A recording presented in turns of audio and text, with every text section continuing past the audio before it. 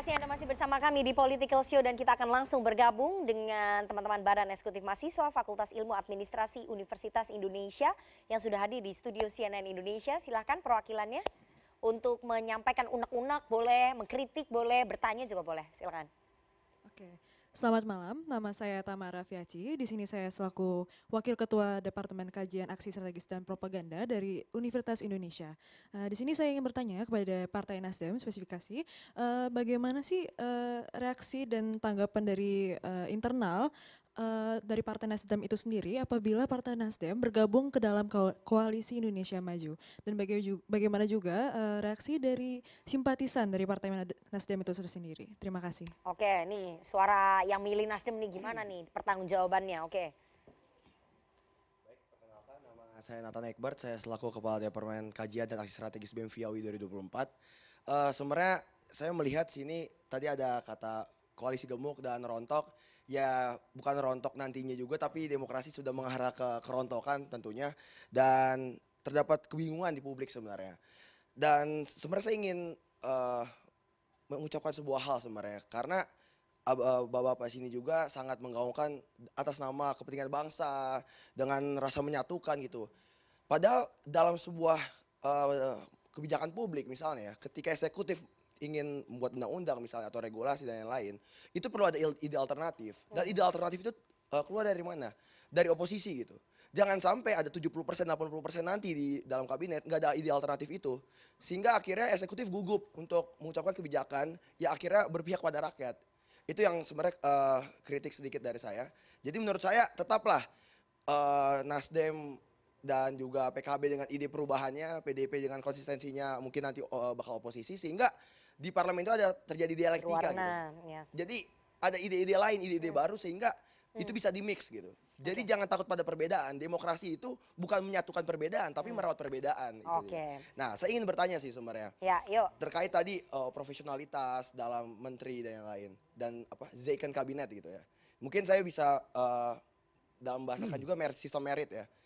Nah, saya bingung bagaimana kan ini akhirnya hanya terjadi seperti transaksi kue, bagi-bagi kue dan ada transaksi politik yang akhirnya bukan mementingkan kompetensi. Bayangin, misalnya tadi ada proporsional 50% dan 50%, bagian dari partai politik 50% orang profesional. Bisa nanti ini koalisi gemuk, tiba-tiba akhirnya ada 70% dan 80% orang Per partai politik. iya, yang berpartai politik dan hanya sisa 20%. Bagaimana Pak Prabowo dan Mas Gibran itu menjamin terjadinya orang-orang yang ditempatkan itu, menteri-menteri yang ditempatkan itu mempunyai profesionalitas gitu. Oke. Terima kasih. Menarik sekali pertanyaannya dan kritikannya. Jadi gimana silakan dijawab langsung Bang Daniel. Ya sederhana, tadi ada dua kriteria penting, itu adalah integritas dan kompetensi. Itu adalah saringan pertama yang akan dilakukan oleh Pak Prabowo.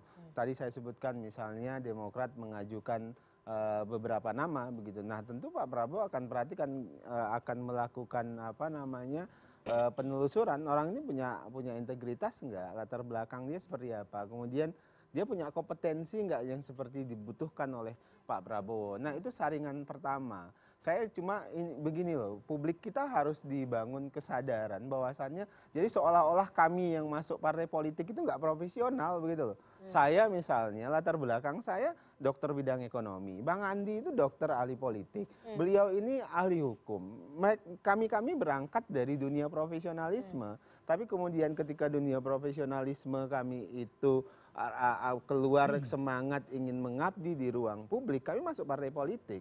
Karena partai politik yang bertarung di ruang publik. Saya mau sampaikan begini, jangan sampai kemudian orang nanti ketika berpolitik dia pakai jubah lain. Ini banyak sekarang orang mau dia sejatinya itu mau bertarung dan punya motif elektoral. Tapi karena kita terus-menerus mendegradasi partai politik, akhirnya dia nggak pernah masuk partai politik, nggak satria. Ada yang berjubah ormas agama misalnya nanti, ada yang berjubah akademisi, ada yang berjubah makanya saya selalu bilang, kalau Anda mau bertarung, Anda mau jadi pemimpin bangsa, masuk partai politik, rasakan perjuangan dan dinamika di partai politik. Dengan cara begitu, maka politik kita itu jadi terang benderang dan satria. Menurut saya begitu. Oke, Bang Taslim, silakan bagaimana pertanggungjawaban suara Nasdem gitu ke pemilih? Saya mau menjawab Tamara tadi, pertanyaan yang bagus.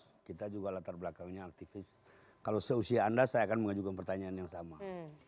Jadi begini, yang terjadi kemarin itu sebuah kompetisi, persaingan. Kompetisi itu ada endingnya, ada akhirnya. Kita berbicara ini soal kepentingan bangsa dan negara, bukan permusuhan yang kita bangun. Bukan kalau sudah berbeda lalu berbeda dan seterusnya. Kita ini kumpulan orang-orang waras yang selalu berpikir untuk kepentingan bangsa dan negara.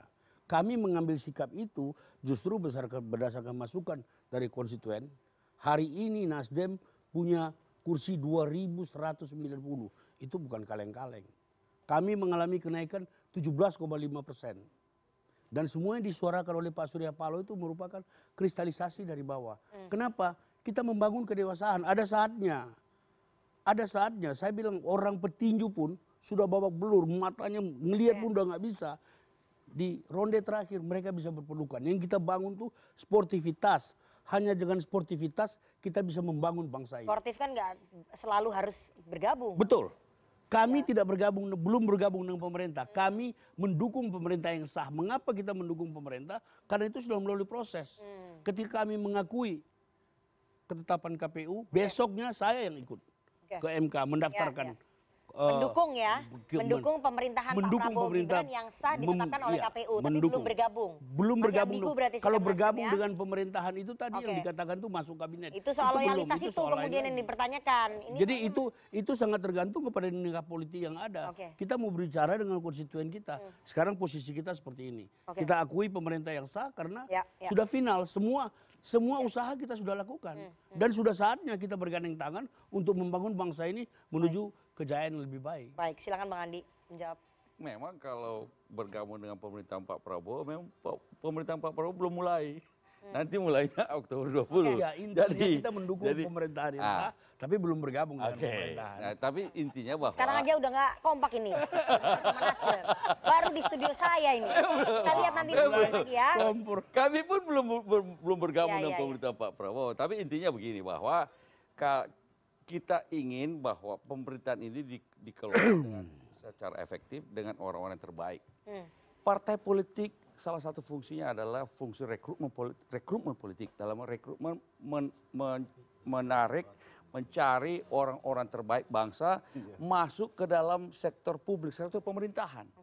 Dari berbagai macam kegiatan, dari berbagai macam lapisan masyarakat dan keahlian. Karena itu partai politik juga biasanya partai politik memang menyiapkan berbagai macam kader-kader yang siap untuk masuk ke dalam sektor kalau punya kesempatan untuk menjadi bagian dari kekuasaan. Nah, ketika itu terjadi wajar sekali kalau pemerintah partai-partai politik kemudian masuk ke dalam pemerintahan dengan kader-kadernya. Baik. Silakan Bang Deddy. Jadi tadi ada harapan dari mahasiswa UI bahwa ya lebih baik tetap aja PDI Perjuangan konsisten di luar begitu ya untuk mewarnai, memberikan alternatif yang berbeda kepada eksekutif nantinya kepada koalisinya Pak Prabowo. Ya kalau mewarnai kan kesannya seolah-olah itu peran pinggiran. Sementara peran partai politik di parlemen itu ataupun partai politik di luar pemerintahan itu kan bukan kaleng-kaleng juga. Bukan apa, bedanya kan cuma sana dapat jabatan dan privilege, sini tidak. Sebenarnya kan semuanya untuk bangsa dan negara. Jadi kalaupun PDI Perjuangan memutuskan berada di luar pemerintahan, itu juga adalah bagian dari keindahan demokrasi. Ya, kita juga ingin kan PDI Perjuangan sejak awal mengatakan selalu ingin membangun peradaban politik yang baik. Makanya kita menolak bermain-main dengan konstitusi, dengan undang-undang, dengan campur tangan kekuasaan dalam pemilu dan segala macam.